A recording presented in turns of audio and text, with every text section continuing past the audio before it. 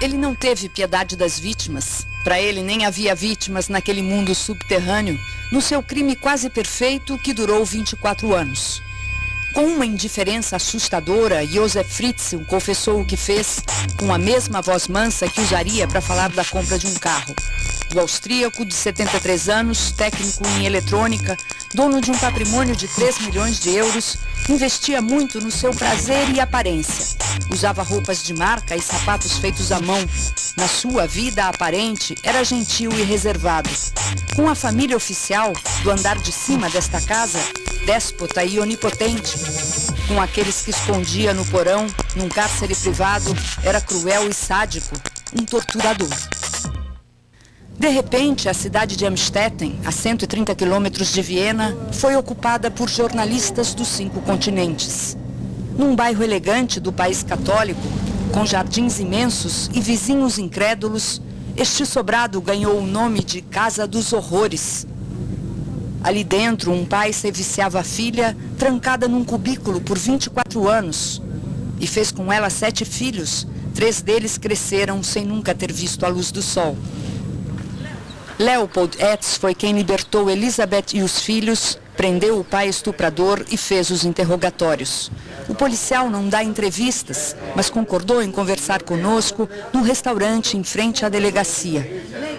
No dia 19 de abril, o crime de Josef Fritzl começa a ser descoberto. No hospital de Amstetten, a filha mais velha que Elisabeth teve com o próprio pai é internada. Kerstin vai para a unidade de terapia intensiva em condições críticas. É a primeira vez em seus 19 anos de vida que ela sai do porão da casa e sai inconsciente. A filha de Elisabeth tem convulsões contínuas. Os médicos não sabem de onde vem um inchaço no seu cérebro e percebem que ela não possui marcas de vacinas, que nunca recebeu tratamento médico. Constatam que no seu corpo não existe a presença de vitamina D, que precisa de luz para ser absorvida pelo organismo. Suspeita-se de uma doença típica de incesto. Os médicos querem ver a mãe da menina. Leopold Etz infiltra um dos seus investigadores no hospital. Na prisão subterrânea, Elisabeth vê pela televisão o apelo dos médicos e convence o pai a levá-la até a filha. No hospital, a polícia os espera. Leopold conta que Elisabeth demorou 2 horas para falar. O policial primeiro a ameaçou, afirmando que ela tinha omitido socorro à filha. Depois prometeu que ela nunca mais veria o pai. Então a verdade veio à tona. Uma verdade tão dolorosa que deixou sem reação este policial experiente, pai de 2 filhos, sem fôlego. O depoimento de Elisabeth durou mais de 2 horas. O seu martírio, bem mais de 24 anos. Aos 11 anos, ela foi estuprada pelo pai pela primeira vez. O terror da menina era tal que não revelou o incesto nem mesmo à mãe. Na adolescência, fugia de casa, mas era perseguida e estuprada por ele com arma. Em agosto de 84, quando Elisabeth tinha quase 18 anos, Josef Fritzl foi ao quarto da filha. Mandou que o seguisse. Com um lenço encharcado de éter, sedou a menina, a algemou e a levou ao porão da casa. Para que não desconfiassem, denunciou o desaparecimento de Elisabeth à polícia. Ela foi procurada por toda a Áustria, até que uma carta com a sua letra deu fim às buscas. Elisabeth pedia que não a procurassem. No depoimento a Leopold, Elisabeth contou que durante a primeira semana encarcerada, ficou amarrada no escuro. Gritou até perder as forças.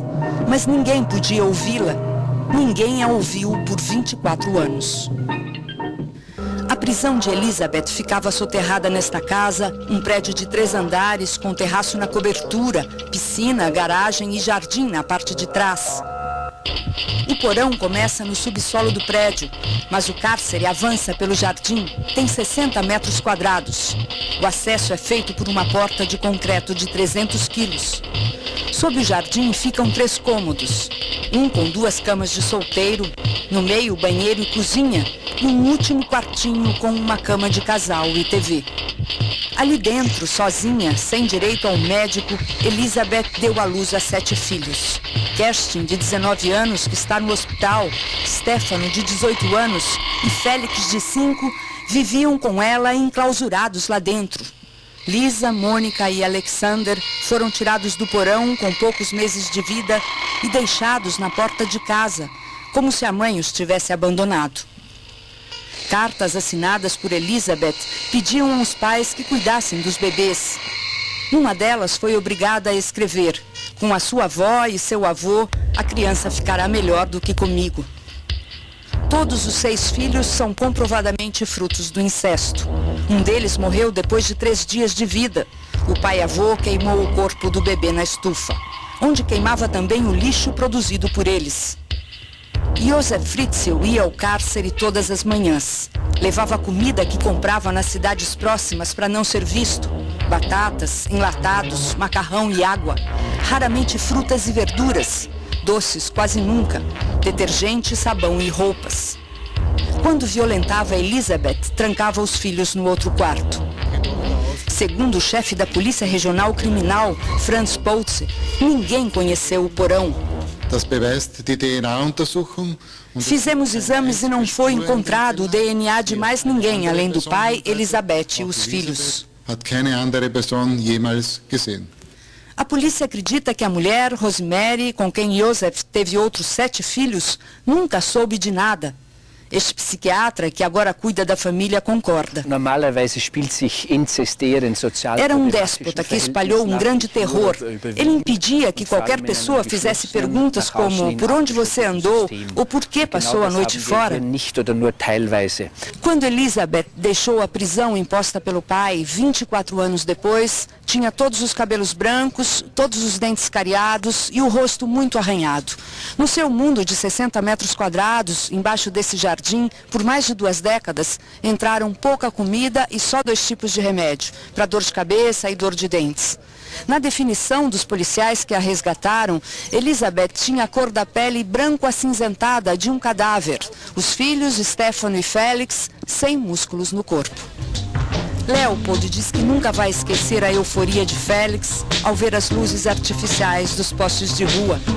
Na curta viagem de carro que os conduziu do cárcere à delegacia e depois à clínica psiquiátrica, o motorista dirigiu bem devagar. O menino queria ver tudo. As crianças encarceradas podem andar e falar. A mãe os ensinou a ler e escrever o que sabia. Eles têm a aparência sofrida. A altura do teto era esta, mas eles não são corcundas. Os médicos não sabem quanto tempo será necessário para que Elizabeth e os filhos possam começar uma nova vida, talvez com uma nova identidade. Por enquanto, a polícia não pretende interrogá-los. Numa prisão a 2 horas daqui, o pai de Elizabeth tem um companheiro de cela. A polícia teme que ele tente o suicídio.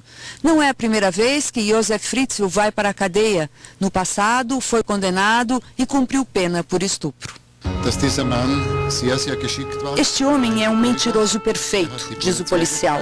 Agiu sozinho e sem cúmplices. Um homem que sustenta uma história dessas na frente da polícia, autoridades, de todo mundo, de um modo assim preciso, correto, duradouro, não pode ser um louco.